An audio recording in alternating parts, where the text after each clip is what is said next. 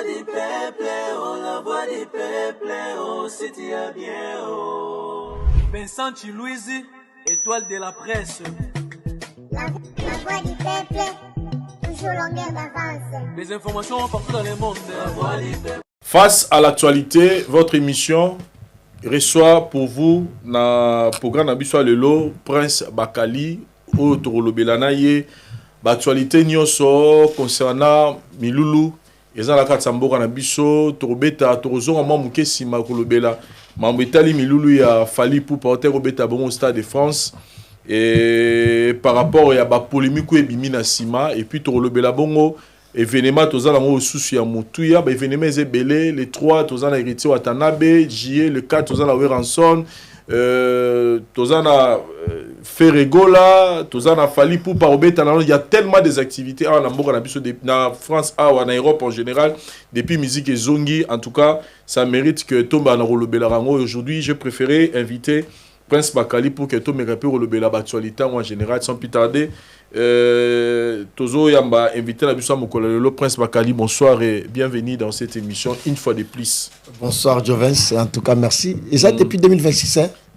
2026, oui, Tozo Yinoga Kalami. En tout cas, merci en tout cas.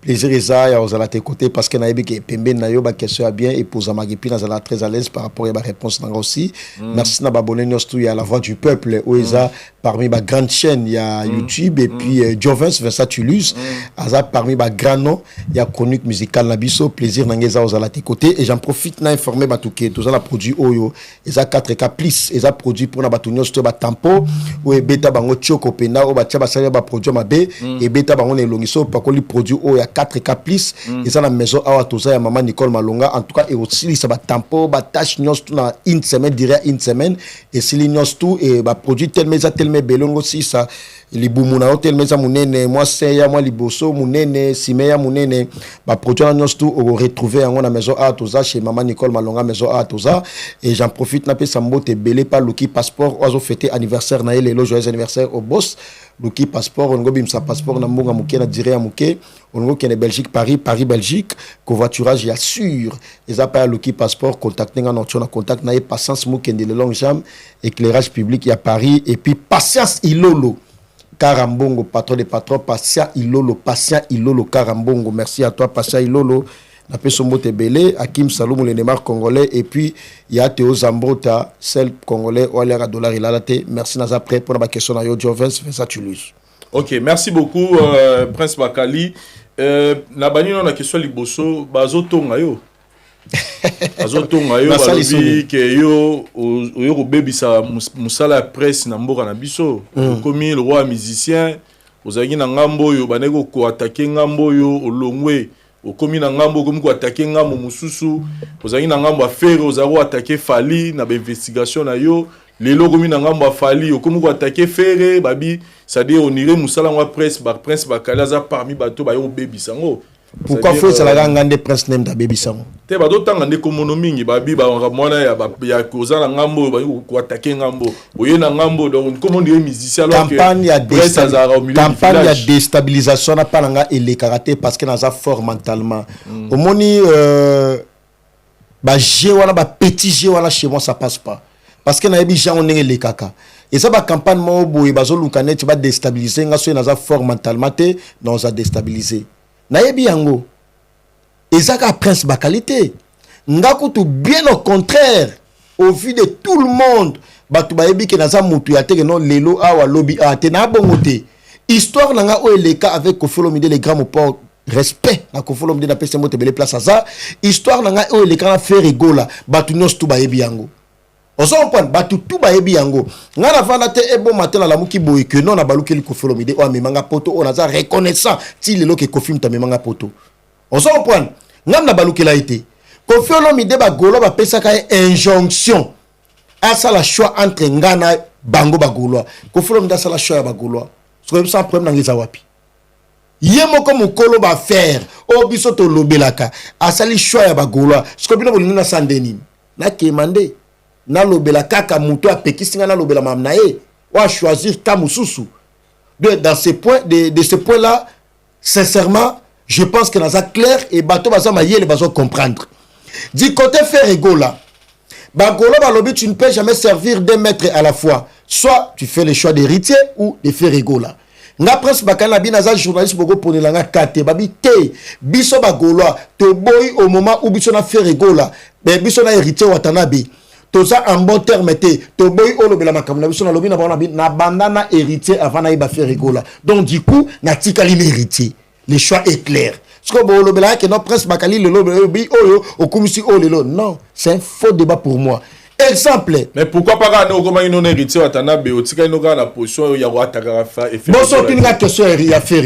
Non, répondre était pourquoi. Tu rôle on peut positivement ou négativement. Bon, tout le monde. Tant que ne soit si comme ça, tout c'est le mot bingana yo. Tu improviser en tout n'a que ça faire. Dans la conducteur émission là, voilà. On monte à l'angate. Ce que tout n'a question de après la lobby. Soit ça positif dans le ça positif, soit ça négatif dans le ça négatif. Moi c'est comme ça. On a la flatteté. Mais tout à l'heure on a dans qui émission moro na notre temps la télévision émission moro ça na Glody dia Sukozolo par exemple que yo étant que chroniqueur et investigateur journaliste investigation Ferregola musicien mboka na biso azana spectacle munene na Londres mais yo zolo ban émission qui fait azui configuration de 250. Mutaloba ça tonto promo na pèse na source. Biso la journalisme mais ça source des contacts. Bon yo la source à tonto promo. Mais yo ta journaliste yo dans la salle dala ba so qui configuration à combien à ces informations. Biso la journaliste qui investigation non ça se limite pas tonto promo.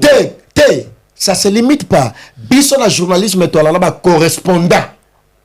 Tant qu'il y a ça correspondant, il y a des informations variées. Il y a des correspondants. Il y a ça correspondant. Il y a des informations à travers hier. Pourquoi pas aucun site pour la configuration ministérielle? On a confiance à chroniqueur proféré. Pour Coco Sangate. Pour ça proféré. Tonton pour moi ça parmi les chroniqueurs proférés. Alors bah qui faire à cette configuration, il y a 250 personnes et bah billets ont été mis à Londres et ça 23 billets. Non contre Tirango. Vous avez la vidéo sur le bio ciao l'acceptation place tonton pour moi bon. Na sola qui na téléphone na relaxo conversation ngana tonton pour. Vous avez mambo solo la qui to aloba qui na téléphone. Te a bengi na téléphone alobi nanga. Yem tapenga information na tonton promo. Na ko yo étant que chroniqueur investigation, journaliste il fallait kene au quotidien pour habiter on veut ça l'investigation. OK pe na site yo mo tali ou la. Te na site na kota déjà ta aloba bon na kota pe na site na mona que ba billet ça vendu te. Ah bon, voilà. Il y a billet pe ça vendu.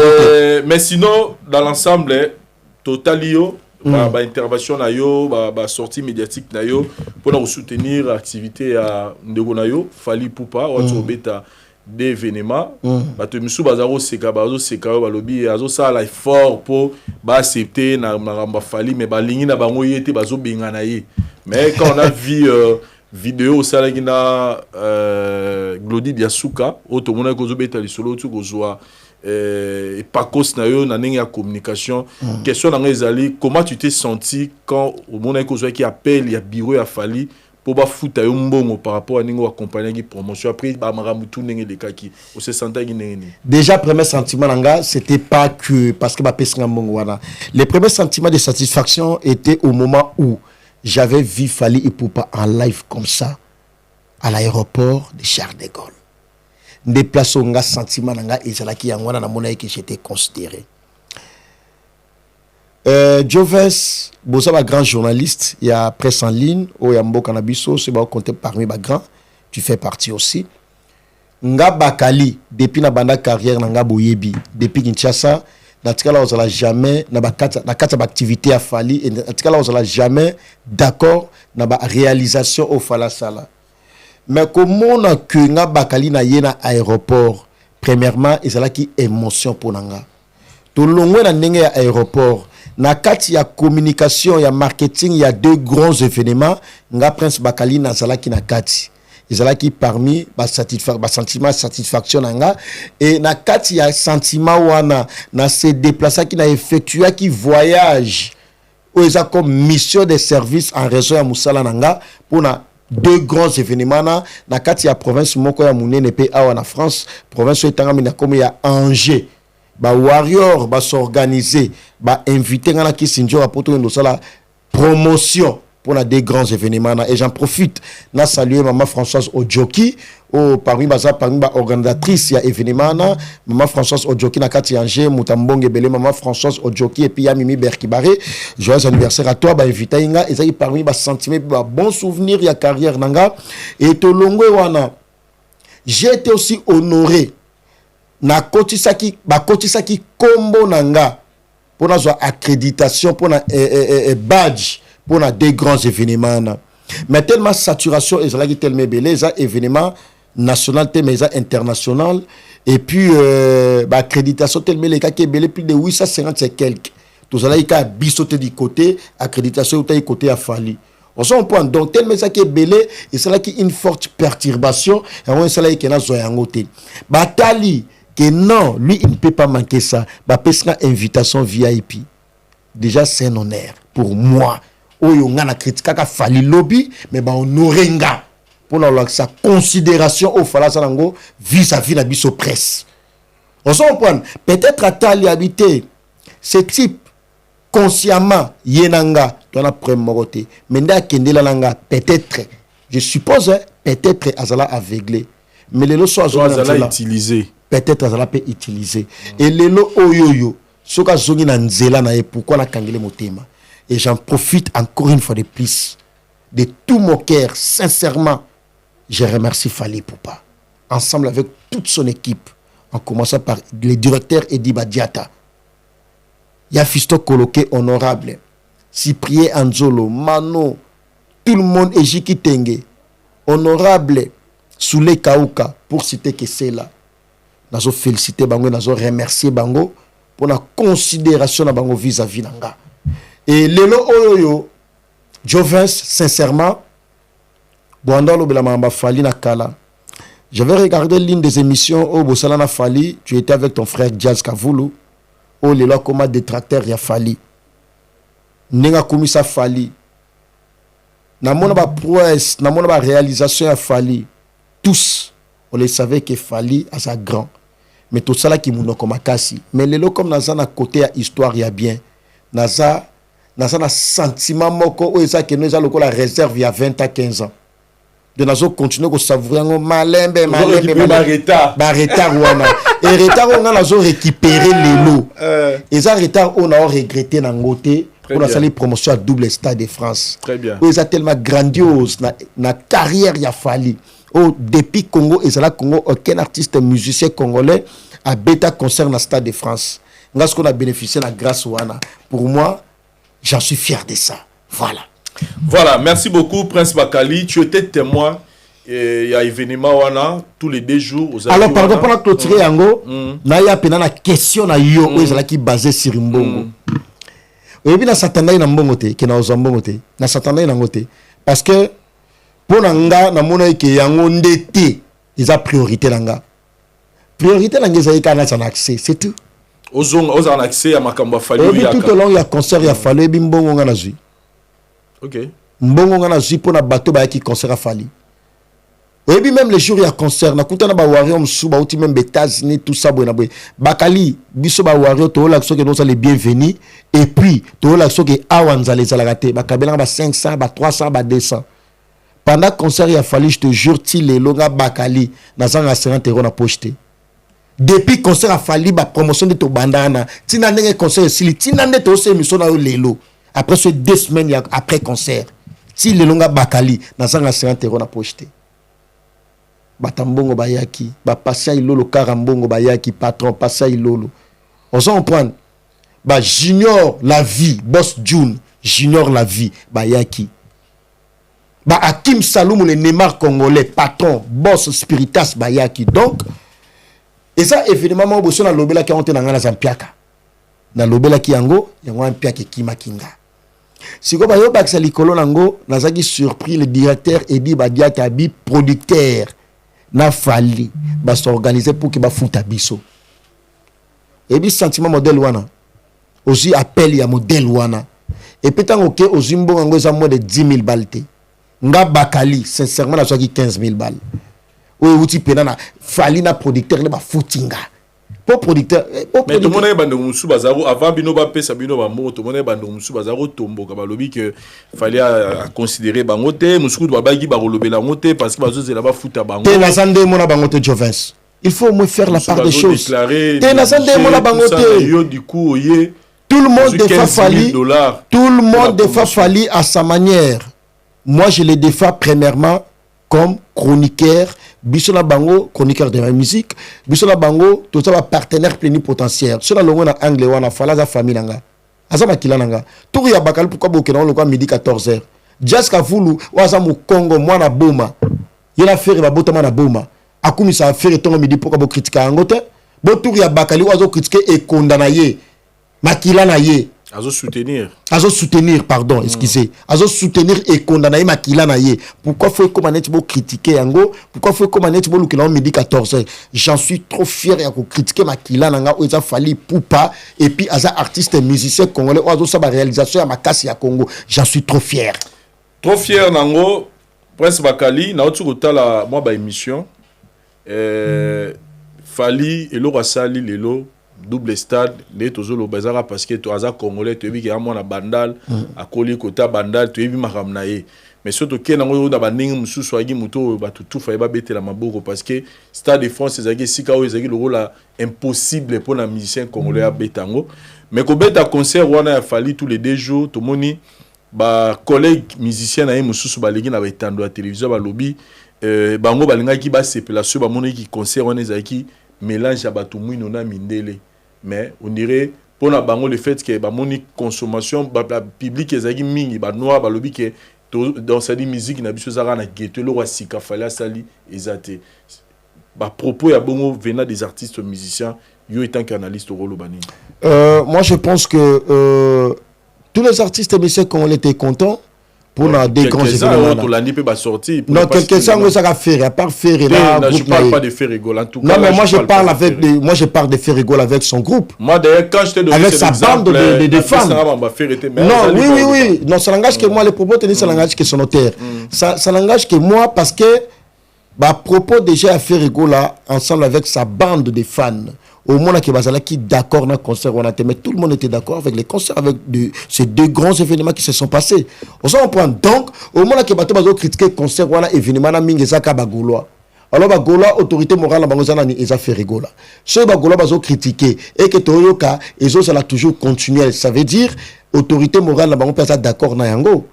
Mais au moment du côté où Ranson a critiqué, côté même, ils ont même Kofi Olomide a critiqué, pété.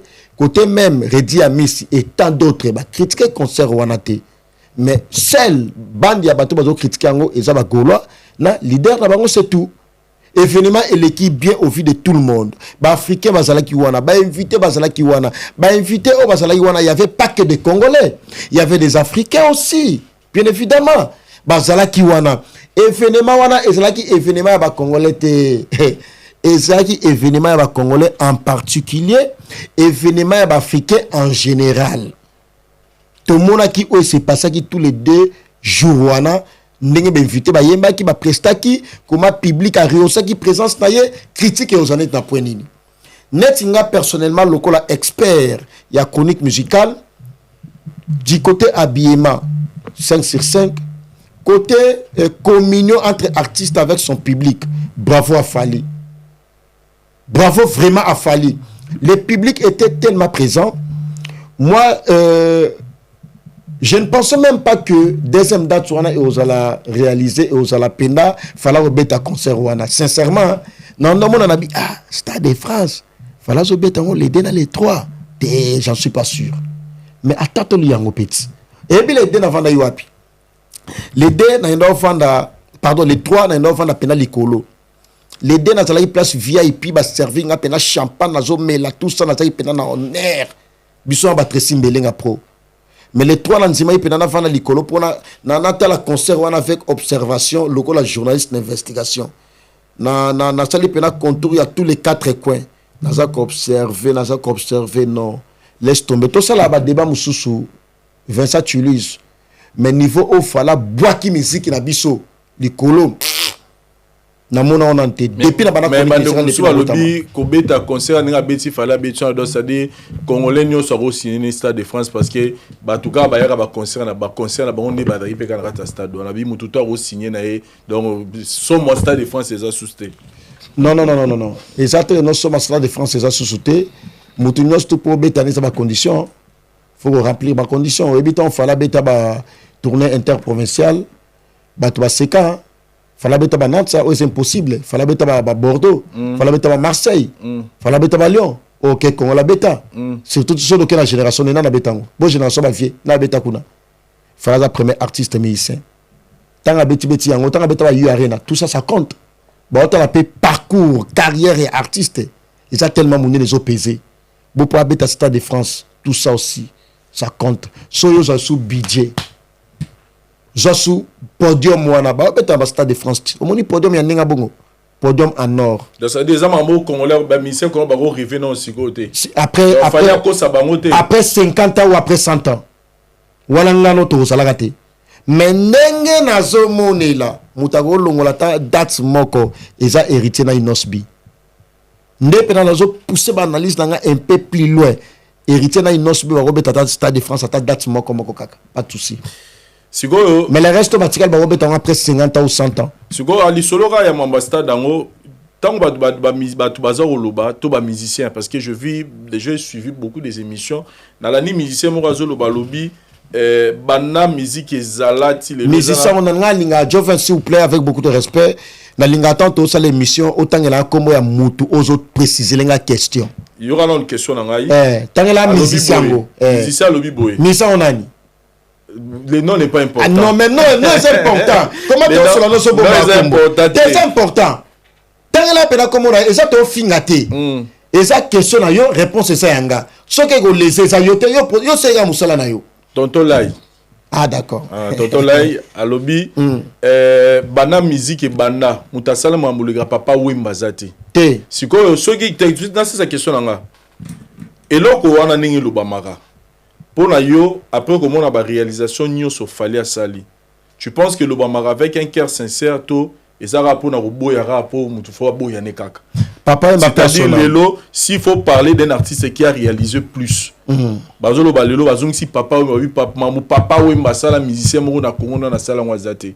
Après comment on a prouesse nyoso fallait zo sala lelo que moni musicien lelo azolo ba propos ya bon na télévision. Qu'est-ce que tu peux dire de ça? Analyse une grosse. Papa oui ma personne tonton là il me respect wana ka fa nanga c'est important tant comme non mais c'est important c'est important na bien dans développement la réflexion yo qu'est-ce qu'on est dans développement beaucoup de respect à tonton là voilà grand artiste en Boka il chante tellement bien je suis fan de sa voix merci beaucoup à toi tonton là to zalana awa wana pena grand frère nanga ya palais la pese motebele mais dans une question aza mwana musicien atuna papa o abotaye o aza grand artiste misambo kana biso une très belle voix depuis Congo ezala Congo misena na beta Stade de France mo fali au monde qui a zaté ce misé congolais zaté c'est que fallait l'équipe a misé congolais nyoso ya Congo depuis Congo ezala Congo na ba réalisation. Faut préciser bien na ba réalisation. Je précise na ba réalisation. Même papa Wemba Sora zala qui vivant personne âme angalo ba ke fala lekinga. Angayo kelango sonité. Angalo ba ke fali a lekinga. Ba mise congolais nyoso baza ba miso baza pe vivant ba beta ba place belé ba tamola partout dans le monde. Yo moni moko leki abima ke nonga leki fali. Asate. Yo moni mise na leki alo ba ke na leki fali. Parce que consciemment ba yebi que fallait l'équipe ba mise congolais tout na réalisation. Soko l'équipe fallait beta Stade de France. Soko l'équipe fallait beta U Arena. Papa m'a beta de Stade de France. A beta te personne. Oyebi ti fera comme à niveau. C'est un exemple, hein. Ils ont parlé à question, on te met la fongoli parenthèse kaka. Tu feras comme à niveau, ya kopé ça fallait force. Pour attali que moi, na maya boîte dans musika. Fala beta yu arena faire ça la mission, na période où on a, appelé ça force. Appelé ça te. Tiens que nous ça force na Stade de France. Pour comprendre que moi, na maya niveau, mais mi musique na biso. Et ça niveau na bango souté. Ake musika, ayoki sonité, appelé ça force. Voilà. Le 3 juillet, l'artiste musicien Héritier Watanabe a Rosala Bongo na Zénith de Paris et Sika Poyo consacration Salamaka Héritier à Rosala Wana. En tout cas nous vous invitons tous pour que nous sommes habillés pour que journée wana toya pour célébrer événement wana ya héritier Watanabe na Zénith de Paris. Mais avant toko ta sujet ya héritier Watanabe ya Zénith de Paris ngi tozo na nous sima na ebite soki Tracy azalanga d'accord soit roko balancer les biso, il y a une image qui circule depuis ce matin. Depuis hier, je pense, Oyo Tozomo a hérité Watanabe. Tracy Melenga, est-ce que vous retirez la vidéo là si possible? Tracy Melenga, ok, c'est bon. Donc, vidéo Zotambo là, où Monique hérité Watanabe en train de dire des propos. Oyo Toyo Kiazolo Baké. Bon, tout le monde a interprété.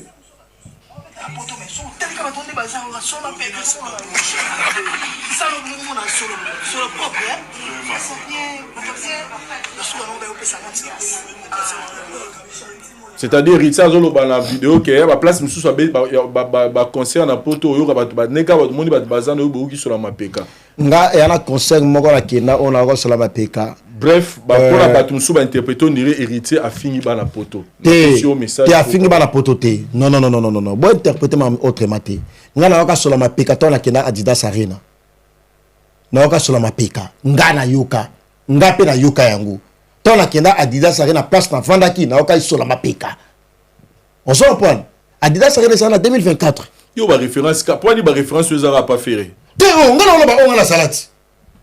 C'est comme si tu as un problème particulier à faire parce que yo m'appelle notre musique que à faire non c'est la net m'a béni non l'obélé à faire depuis le bandit sur le m'a fait on fait la configuration de 250 places on a presque la sous ah ça tu le sais ngaye yo par exemple tout de place on aura sur le map bino vérité tu lises ngana journaliste flatteur te ngapena ndina la des flatteur te la poser question moi pourquoi bolingi vérité c'est bolingi na cause alors c'est bolingi na cause yo sala na Adidas Arena te bona tuni question yo sala na Adidas Arena Nazalate ngas comme Nazalaki personne Nazalaki na oka sur la mapeka nga bakali place na Zalaka na yoka ka sur la mapeka ce qu'on a le batté et c'est juste vérité what a consulté ba memele li solo po ya Zalaka na ba concert anate ba yose abi preso bi concert to ala ba sur la mapeka alobi yango mabe zabi atape à côté te atteint comment mutu est-ce que ton alobi que na concert ya Adidas Arena na kenda ki na yoka sur la mapeka na atteint comment faire pourquoi tu vas faire c'est que tu te sais tu sais Mouton senti quelque chose c'est raison connaître c'est parce que na concert na ngala bota concert Adidas Arena ya wazego na mona yote on a le billet avion on a le billet le peu ya wazego na mona yote te pété na salai pété na le billet ya Adidas Arena na yoka sur la mapeka qu'est-ce qui prouve que ça a fait ce botier ça a fait c'est que boyebi que ça fait et ça va ta faire mais nga atengi na comme vérité na lobika na concert ya Adidas Arena na oka sur la mapeka wata ça la raison bon qu'est-ce qui prouve que bino bon confirmer pendant que wata zo préparer événement nous monter ba propos ezo qui ba contre campagne pour batunyo so ba ebi de viens tu lis et ça kuma ma contre campagne te batunyo so ba ebi que non bon qu'est-ce nyoso et ça alors qu'est-ce moko ba lobana na bon qu'est-ce non tout et ça qu'est-ce ça fait ok ça fait na wera ba lambon terme te ok ça fait na fali ba lambon terme te ok ça fait na wata ba lambon terme te ok ça fait na kofu ta la tato plutôt ok ça fait na ok ça nyos tout ba lambon terme te net mokila ngo la ka bango moko chacun pour soi Dieu pour tous pas faire ça bongo ce que yem sanga contre kamba na pour ba ta faire ata ba e concert wata te wata ça plaît o yebitre no wera beta concert na Adidas Arena ba loba que non mutu na ba fan na ye mais wera ça la plaît bango bala bango mo na kwela banguti ce contre campagne ngo pona bango wata na fali bana prompte wata na wera bana prompte wata na kofolo mde bana prompte wata na ba mission so batikala bana prompte contre campagne pona batafere baya kundete baya kundete me mona wata s'appelle tika ba campagne non bayango na musique botika makambo non tu lis non souple non tu lis limitara batuté c'est pas bien tu lis souple oui na lobe on la concept nini na lobango parce que on ne peut pas être hypocrite. On s'en prend, il y a tellement des hypocrites dans la musique congolaise. Au sein de chose l'impa mais au sein la mutuba contre campagne. Ce que yo muta contre campagne wana je préférerais au yate. Bon yo kuto ça contre campagne au batutu baye. Au fin à héritier. Est-ce que au sa campagne au la bonne foi yo soutenir héritier? Muta bonne foi au yate. On a besoin de tout le monde mais bata contre campagne boyate. Je suis clair. Bata contre campagne boya te to boy ba hypocrite mais c'est ça do kabona to kabona et comme bongo soki oya yaka na nenga coulisse mais muta contre campagne na personne message soko oya te oyate. On a besoin de réussite et événement. On a besoin de tout le monde. Mais bata contre campagne d'été. Voilà. Featuring Fally Poupa, héritier Watanabe, ezaki logo batubeli balobelango, ezaka on dirait rêve, on dirait l'homo et salamate. Lelo eza annoncé par l'artiste Fally Poupa Yemoko, Prince Bakali. On attend ça impatiemment parce que déjà du côté danse et chant, héritier et Fally c'est du bombe. On s'en prend de franchement rumba. Non, ngana linga basa la chanson mo boye ezala chanson dansante na rumba. Les aura des chants. Les aura des chants. Ou soit ba sala ba rythme chamo boye la ba eminent chapre côté générique. Ba ça ba blo. Ba biba ba te bele ba linga ba so so banze ma bonté. Ce que ba so ya besoin za rumba ba bina ngo. Ba so 4 animateurs. Ba so ambulance, ba so na chomi, ba so na boloké, ba so na Dubaï, te ba so 5 na Dubaï na babi tango fort 5. Tika. Non, mon asko niveau wata ko bina, niveau fala ko bina et osa mama na concurrence siko loyal. Ba bina danser, ba yima danser. Ngape na souhaitango. Et puis na vraiment impatient na mona yango se réaliser. Fali foyer ma danser, a bina pe danser, wata pe foyer ma danser, bina pe danser. Et osa somme. Wana siko muta osoma nzembo wana ne fa na. Non, gali solo na bi Hakim Saloum le Neymar congolais. Net yem ta osomango. Abomisa po. Azara, tika. Hakim Saloum le Neymar congolais. Mbongo ebele.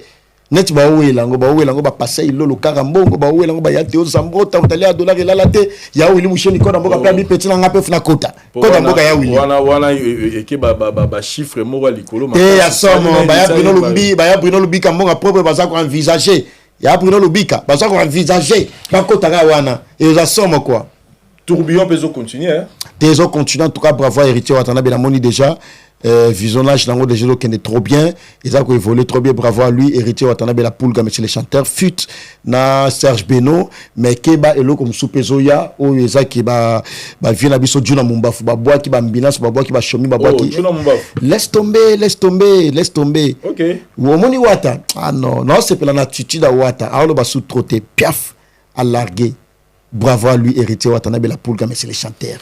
Nous allons clôturer avec le vénémat de Fally Poupa, où il a signé OD. Mais pardon, on va clôturer en gros, on a invité à Batou, le 3 juillet, dans Zénith de Paris, où il y a un concert, il y a retour à l'authenticité, place où il y a Makambu, place où il y a reconfirmé où il y a Poto. Concert, il y a un concert plus bénéfique pour le peuple congolais, où il y a des partout dans le monde. Somba billet déjà billetterie, il y a ouverte pour que Ori aussi présence dans le concert. Bisonyo soto zala wana na ba Vincent Tulise ba Tressim Belenga ba Glody Dasuka la mignonne to zala wana bisonyo tout pour que to vivre événement en live wata zana message mo razo pesa ko rater entrée wata te ko rater et l'atelier wata te ko rater communion o wata zala wana publicité et puis na spectacle ko zala au rendez-vous peuple congolais concert wana est plus bénéfique pour la mission parce que le premier concert il a été bon comprendre place où ta même les musiques na yé jour wana li soleil ko beta pendant 2 ans auto sola kama mba wata l'investigation ça li billet zo keneni non trop bien en tout cas côté billet bravo à vous les spiritas niveau bozo somba billet na félicité bino merci à vous merci président Desika Bouchkop merci Kevin Cheval Samson d'Europe Aka merci à toi. Merci à toute l'équipe pour soutenir Héritier Watanabe et puis Régine Lunga, la prise au mot Tebele. Très bien, et nous allons terminer avec le concert de Fally Poupa pendant OD. Nous signalons qu'en Afrique, jusque-là, il y a Whisky de Barnaboy, ne Babeti Place Wana, et Fally Poupa Zoya Wana, et Fally Tozoyoka Isse Mirmir, qui y a zo Kenesko na double OD. Te Isse Mirmir, te déjà sold out et la première date. Première date déjà sold out et salami. Deuxième date, déjà ils ont procédure déjà autant aussi la lelo ou une information sur la possession nanga lobby déjà baza ko annoncer officiellement deuxième date il y a concert il y a Fally na ndenge ya Rolanda na pekara et Rolanda ils ont 2 jours successifs les 25 c'est goza les 24 les 24 ils ont les 24 sont les 24 de alors sont pendant les 24 parce que les 24 déjà vide alors sont les 24 donc batunions tout à Londres batunions tout à Europe mobimba partout tous les 5 continents Océanie Amérique Asie Afrique partout Europe tous à la wana na concert wana parce que ça concert historique au falazo beta wana ça pays francophone wana ça secteur mongo francophone ça secteur mongo anglophone c'est dit jamais vu premier artiste musicien francophone alors que le beta dans zone anglophone à ça la double sold out bon parce que deuxième date wana au salon sold out et zalaté donc niveau au moni C'est-à-dire c'est une proposition, c'est une demande aussi également. Nous sommes le gouvernement congolais ainsi que les gardes de la nation, son excellence Félix Tshisekedi Tshilombo, Fatih Beton, mais respect à Tchafali, ministre de la Culture et Art. Nous avons eu Sundour dans le Sénégal. Pour après, Bablo retour ça parce qu'il s'est murmure aussi que Stade de Roi Bordeaux, Betama, il y a Belgique. Après tout ce qu'il fallait faire est en train de faire aujourd'hui. Dans 2030, tout le monde a fallu pour parler. 2030, c'était en 2025, en 2026, avant de fêter l'année 2027, au cours de 2027, il fallait être une semaine à Roi Baudouin. Après, au Béta, on a fallu. On a fallu comme ministre de la Culture et Art. On a sous place, il fallait au Béta. Comme ministre de la Culture et Art. Mais orchestre est coufaté. Mais nous sommes au lobby, niveau fala comme il faut, comme il t'a manopé, ça va donner ma force. Au lobby, n'est pas à réaliser la après, ça va faire ma force. Après, ça va m'embocher ma force. Ma guise, ma ouette, ma force. Après, ça va nani. Ba Samarino, ma force. Ba tout jeune d'Afrique, ma force. Au monde, pour un niveau, fala comme il faut produire ma ferrite. Au monde, il faut que ça va faire une stratégie. Il va remettre le Stade de France, il va remettre le U-Arena, il va remettre le OVO, il va remettre partout. Au monde, il faut faire une stratégie. Tant que ministre de la Culture et Art, avant de faire un voyage, il faut y avoir une lettre. Au monde, hors de l'émission, tout ça, ministre de la Culture et Art, il y a un signé. Les 12 juillet, au Stade de Roi Bordeaux, il y a Kofi Olomide. Et ça, les 40e. Les 12 juillet. Si on a eu invitation, peut-être dans le cas. Vous avez billet. Vous avez la billet. Kilo na kilo na somba billet. Na kilo na journaliste. Tout ça va partenaire plénipotentiaire na ba musicien. Mais sur invitation aux ala. Bon, faut hôtel na invitation na ozala. Merci beaucoup à votre émission. En tout cas, plaisir à trouver ça. Tu lis Jovens. Merci à toi d'abonner nous tout. Il y a chaîne la voix du peuple. Merci la voix du peuple en tout cas. RTN ça va chaîne la voix du peuple. Vous allez regarder la presse. Ndeni France Tema. Déjà Aratenga. En tout cas produit au 4K plus. Oui, ça pour la tampon stongo si ça va tamponner longi bata choko bata produit betabino. Est-ce que vous avez autant la vie dans Deniles? Denivier. Oh. Il faut bien la vie, il faut non, via yamba so appelté. Tenga sola na yeso na benga ta siko vers yamba te. Faut benga viete. Na benga ma siko na pleine émission te. Faut luka. Ebi andora ozande konanga makila na nga ya maindombe. Aza parmi bateau ba contribuer à la carrière nanga. Oyebi ba seki na ya pala Deniles na Kinshasa, mutum so ya liboso me privilège afina tourner na Bakali. Donc guérison en tout cas bonne guérison. Ça va bon rétablissement. Mon grand frère, mon papa, prophète Deniles, prophète des nations. Je suis de cœur avec toi, loin des gens près de cœur. Tu le sais comment je t'aime bien. Excusez-moi pour te tutoyer, mais tu le sais bien comment je t'aime bien. Toute la famille ici, je suis ensemble avec vous. Voilà. Très bien. Merci beaucoup, Prince Bakali. Merci. Merci en tout cas. Bozala bien. Émission La Voix du Peuple face à l'actualité. En tout cas, chez Vincent Tuluse, Prince Bakali est toujours là pour vous. Merci beaucoup. Très bien. Merci beaucoup, Prince. Merci. Na Tracy Mbelenga Pro pour la production et émission Oyo. Et puis, na baboni nyoso. Bozu temps et retard la programme Oyo. En tout cas, émission Oyo, ils analysent pour que Moutela Moutapé sa point de vue naïe sans mais pardon, la bonne sanité, Ambros tête leader à Liège. Tous en Liège, on en Belgique. Ambros tête leader à Liège. Na Pesombo Tebele, Ambros tête leader à Liège. Très bien. Merci beaucoup pour la bisous. Tout le monde à une prochaine. Bye.